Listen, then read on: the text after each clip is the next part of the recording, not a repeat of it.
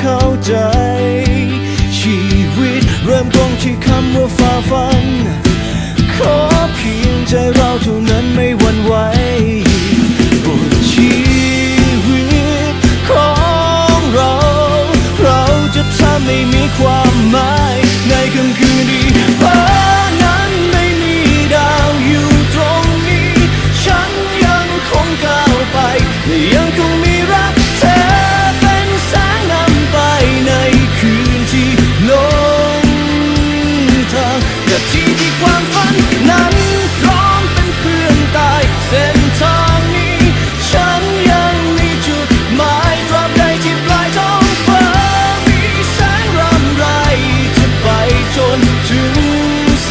งสุดท้าย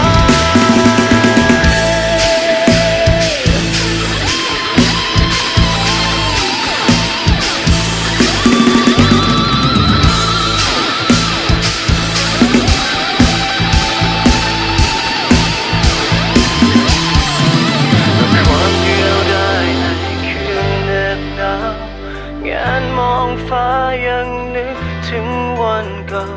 มันคงจริงที่ทางยาวไกลก่อนหัวใจ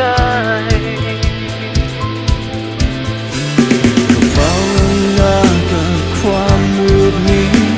ขอให้รักยังคุ้มครองเราอยู่เติมพลังให้ใจดวงนี้ไม่ยอมแพ้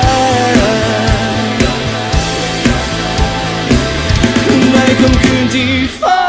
ท้าทายใจคนอยู่ตรงนี้และฉันยังคงก้าวไปยังคงมีรักเธอเป็นแสงนำไปในคืนที่โลก